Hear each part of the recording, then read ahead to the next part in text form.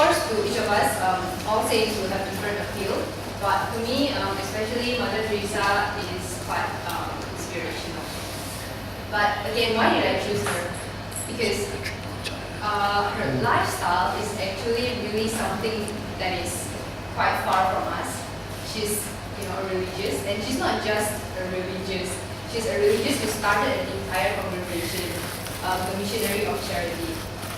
She lived an extreme lifestyle, absolute poverty, and tremendous love for the poor people, and she really abandoned herself for the service of Jesus and others. So this teaching is not to encourage us to become religious or to start a new order in Catholic Church, but really to translate her way of life into our life and into our constant struggles through all the messages that she conveyed throughout her life. So in her early life, actually her early childhood, not childhood, but her early life actually is what is expected of a candidate saint, I would say.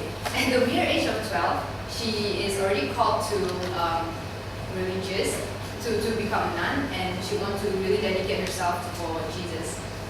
By the age of 18, she decided to join the convent, Sisters of Loreto in Ireland, and then after that she went to India for the first time for her novitiate. She made a vow with that congregation, and the usual vow of poverty, chastity, and obedience.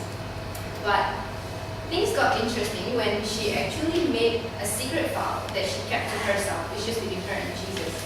And this vow is a vow of not refusing anything from Jesus and be ready to be accountable under the pain of mortal sin if she were to refuse Jesus. So mortal sin here means really a complete separation from God. And to her, that is the gravity of refusing whatever Jesus is asking of her. So just imagine if we all here right now have this kind of vow. And then, we bought, for example, our comfort food, we bought KFC. And then suddenly along the way, we realized that, because perhaps my cholesterol level is quite high, I shouldn't eat this, I should keep this. So that's kind of a reminder from Jesus that you need to keep your body healthy. So, if you were to have this kind of vow, that means if you still eat that KFC, you will be accountable for mortal sin, which is, it is a really grave sin, and that is the gravity for her of refusing Jesus. So, for 20 years, she stayed with this Loreto sister, and until 1946, she had what she called a call within a call. That's her inspirational day. She had a mystical experience of Jesus on the cross dying and then said, "I thirst." And that is where she had this desire. She felt that Jesus called her to go out to the street and to serve the poor. So since then she started her lifelong service and started the new congregation of Missionary of Charity. And it was really not an easy idea, or not really an easy idea to be realized, to leave the convent and then venture out in the street. If we look at what is the driver of her, what's driving her to actually do this, to do such thing, and it's none other than the intimacy that she had with Jesus. We actually hear this kind of this phrase so often, intimacy with Jesus, so often that sometimes I think it loses the power. But this is what is important, is the foundation of Mother Teresa's lifelong service. And for me, it's especially difficult because I often think that I don't even know who Jesus really is. What kind of personality does he have? If I do this, will he be happy? if he's not happy, then what kind of words I should say so that he becomes happy again? What kind of words will console him the most? So he's Jesus, he's God, but I don't have such intimacy to know him personally. And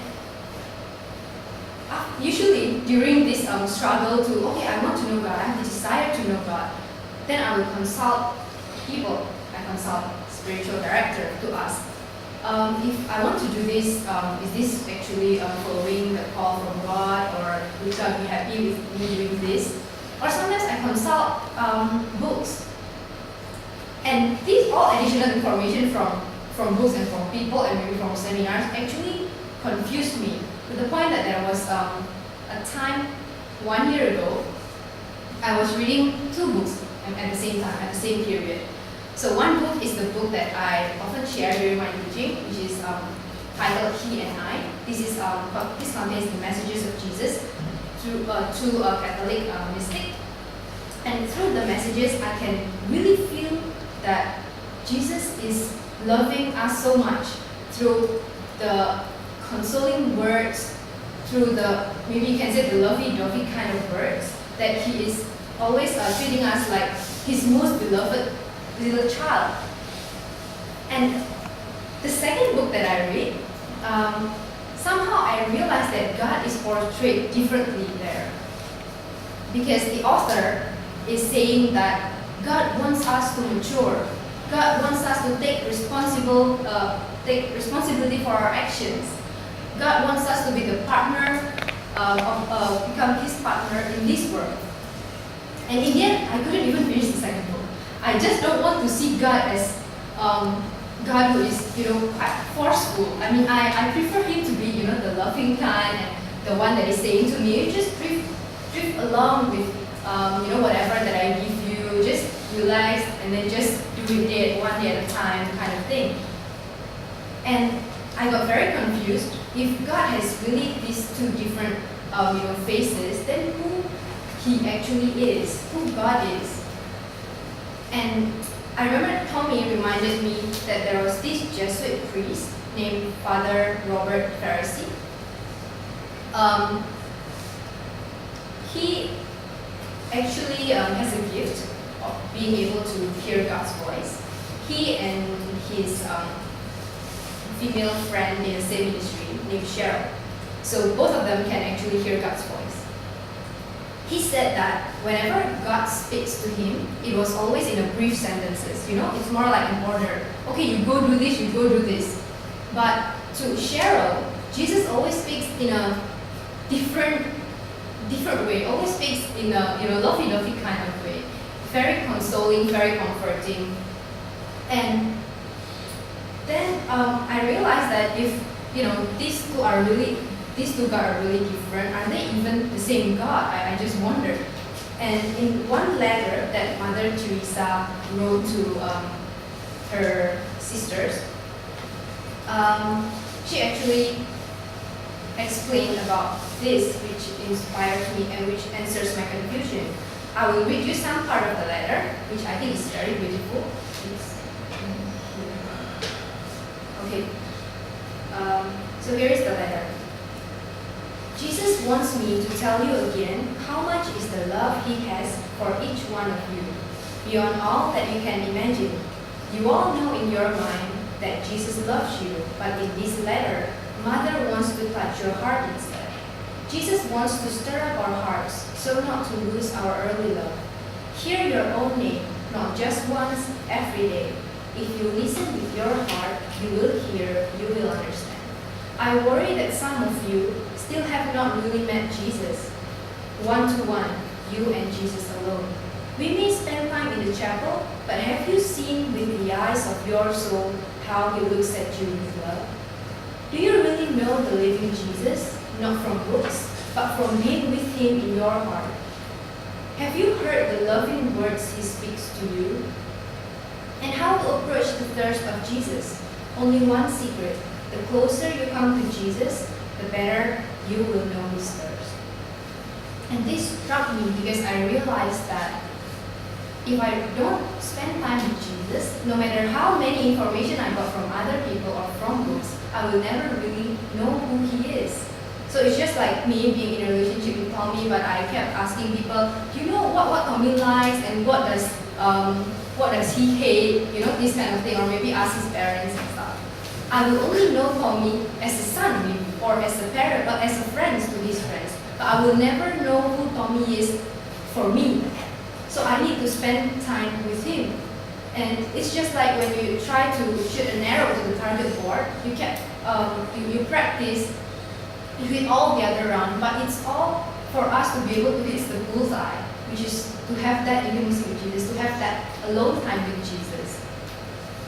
And I think what makes a relationship so special between a couple or between mother and daughter is because they share something unique that is just only for two of them. We sometimes have unique promises, unique phrases that we say to each other.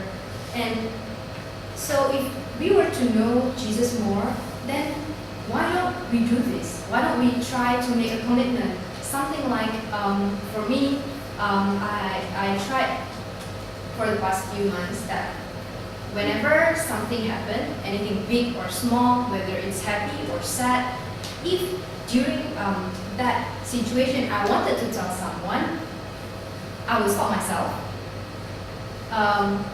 Then I will tell Jesus first. So before telling Tommy, telling my friends or my parents, he will be the one to know first.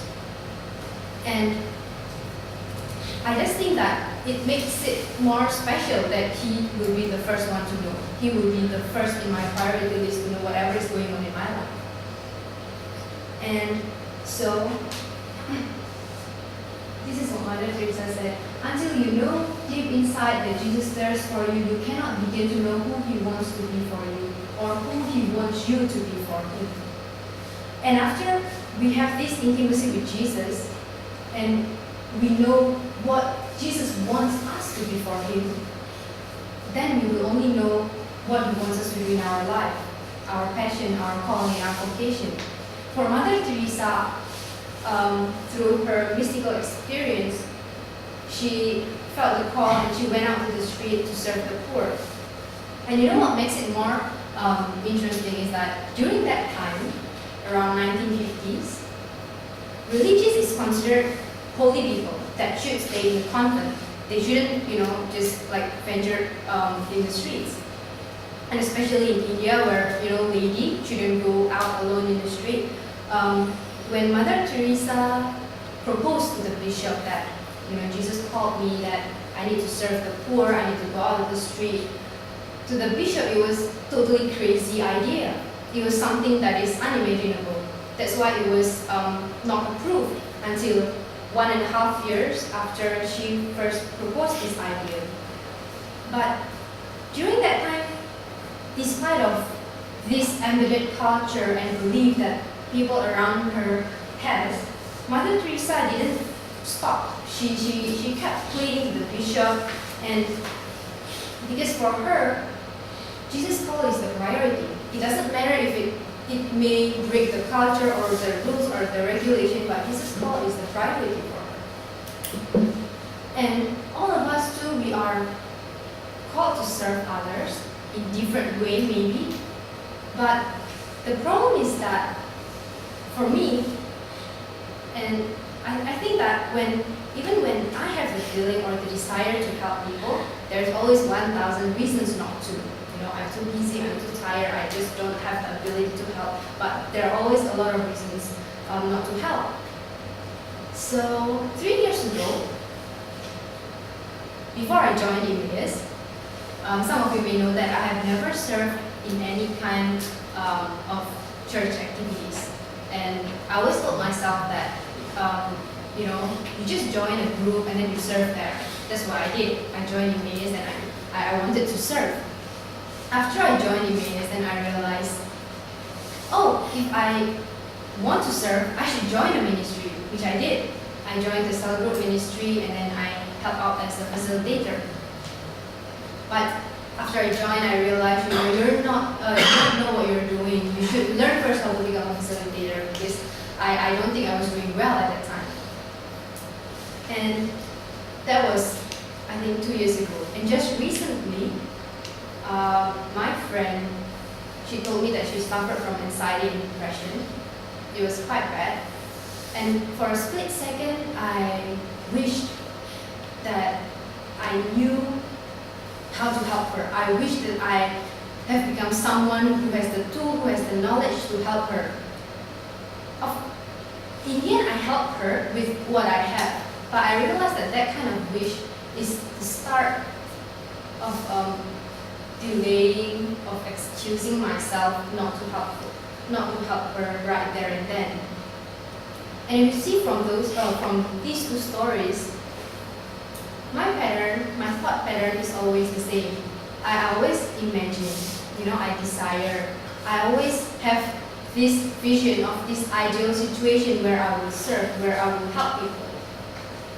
But Mother Teresa teaches us exactly the opposite of that. She teaches us that to help, you don't need all those. You don't necessarily have to have the tools, the ability, the knowledge, or the title to help people. She teaches us the simplicity of helping. So,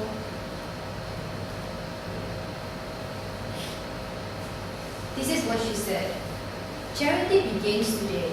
Today somebody is suffering. Today somebody is in the street. Today somebody is hungry. Our work is for today. Yesterday has gone, tomorrow has not yet come. Today we have only today to make Jesus known.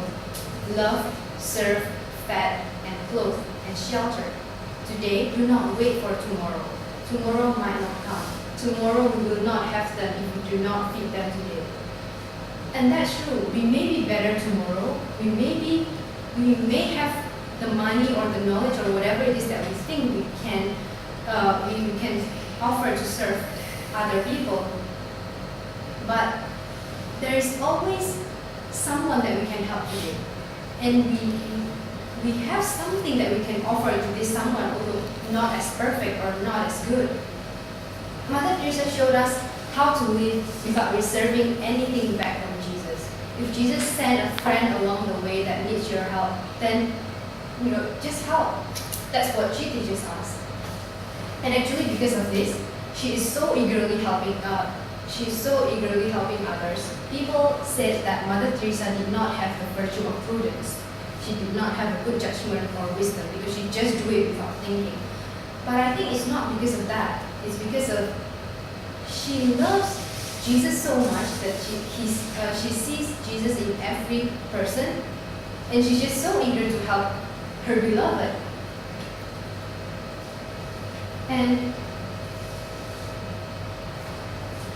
now, if we think about the people that we need to take care of in our ministry, it's a lot, 30, 50 people, or in the parish, thousands of people, or in the world, millions and billions of people. So she said, never worry about numbers, help one person at a time, and always start with the person nearest to you. Jesus said, love one another. He didn't say love the whole world. And she said, what can you do to promote world peace? Go home and love your family. It is sometimes just as simple as that, but maybe the most difficult. So we can start by loving the nearest to us, our spouses, our families, our friends, and our colleagues. And how can we actually do that? How to love them in practical way? She said to be gentle and kind to others even under provocation. Every time you smile at someone, it's an action of love, a gift to that person, a beautiful thing. Just a smile and just a kindness and a gentleness. That will do. Now we might think that, just by being kind and gentle, it wouldn't amount to much. It wouldn't make a world peace. Like, how can it contribute to world peace? But our work may be just one drop in the ocean, but if that one drop is missing, the ocean is missing something. So there's never work too small to start.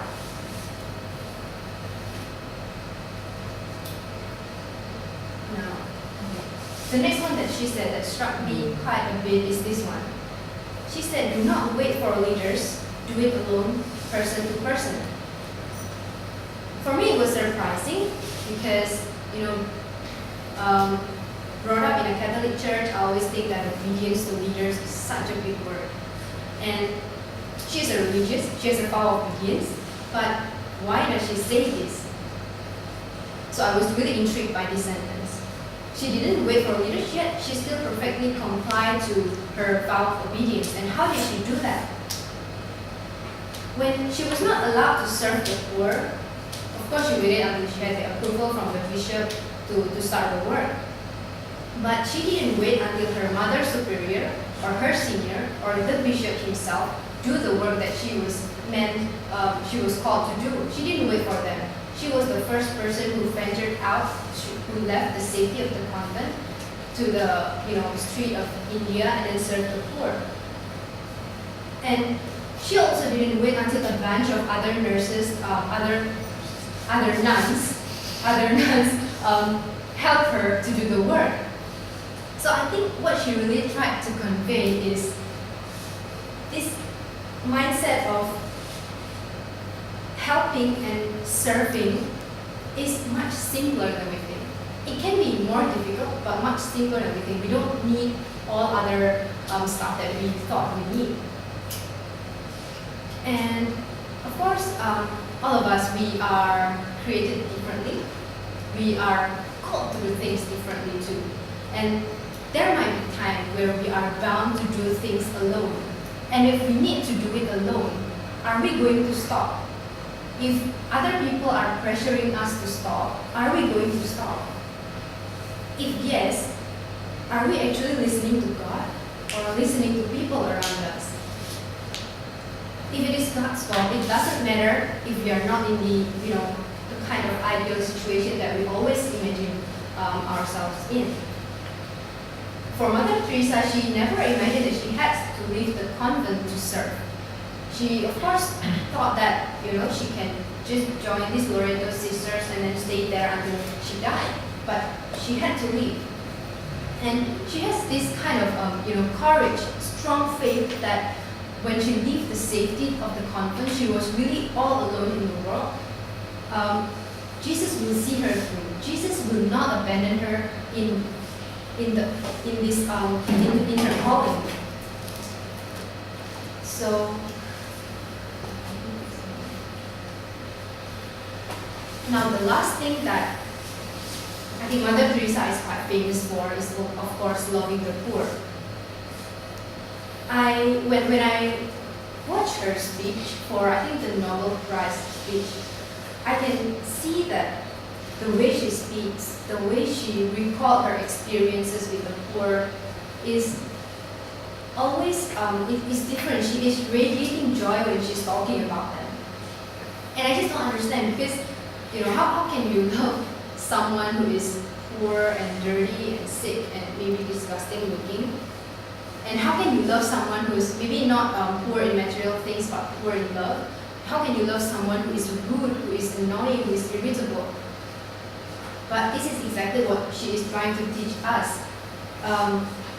One time she said that, no, I wouldn't touch a leper for 1,000 pounds, yet I willingly cure him for the love of God. I see Jesus in every human being.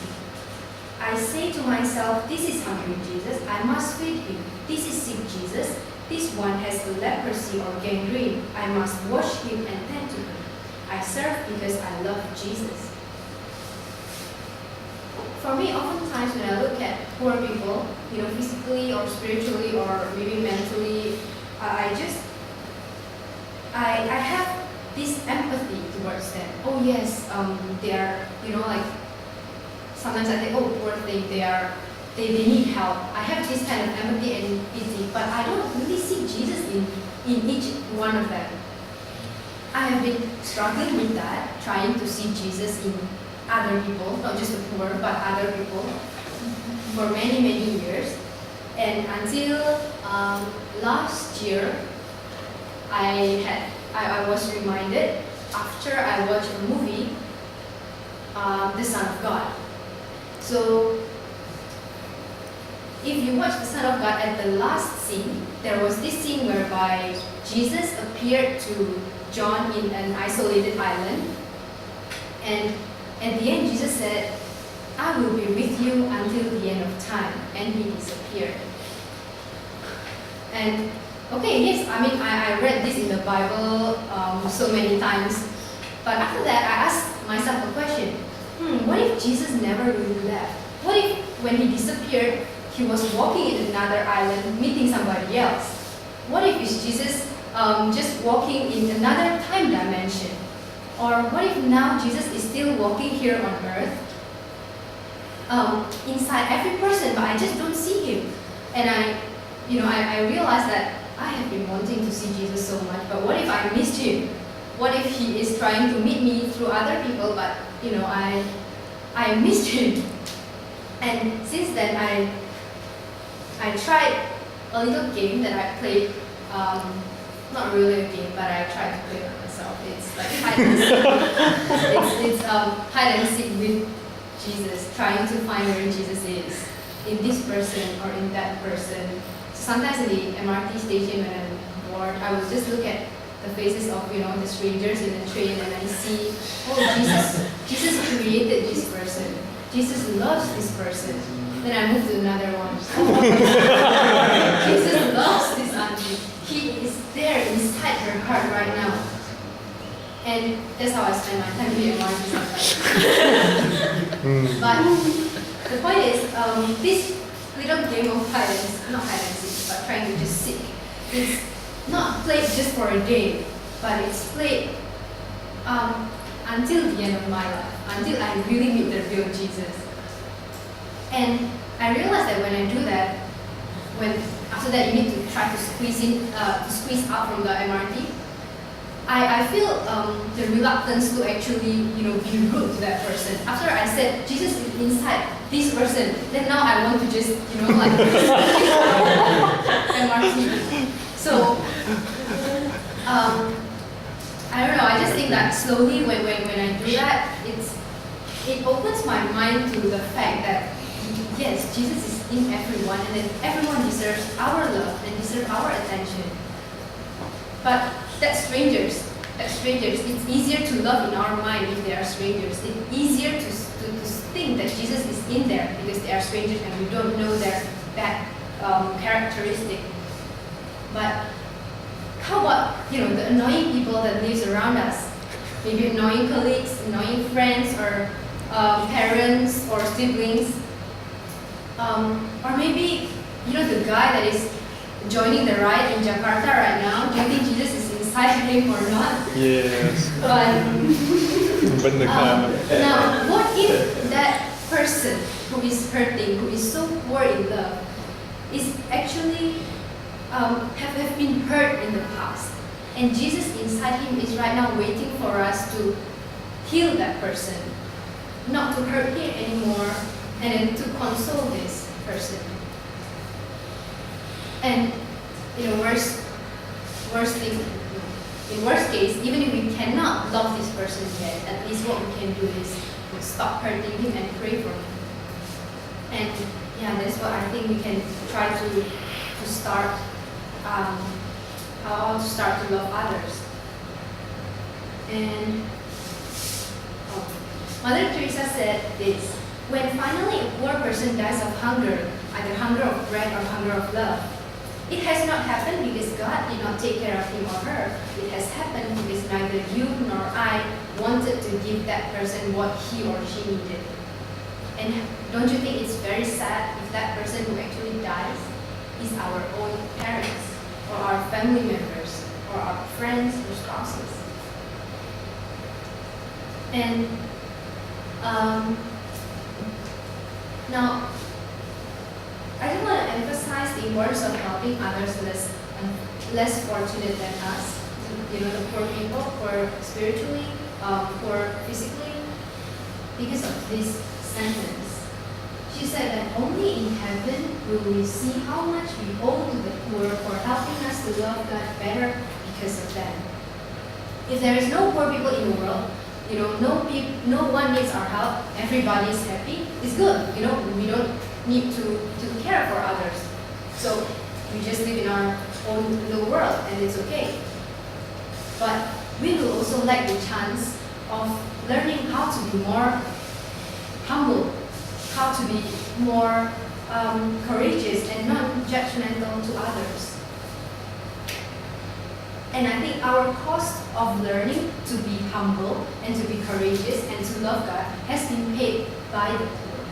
So that is how much we owe them. That is how much we should pay back to them by our service to them. So, Mother Teresa's service is very inspirational also in the sense that she brought what the church has to the world, which is Jesus. The world doesn't have Jesus. So we are the one that needs to bring Jesus out to meet these people.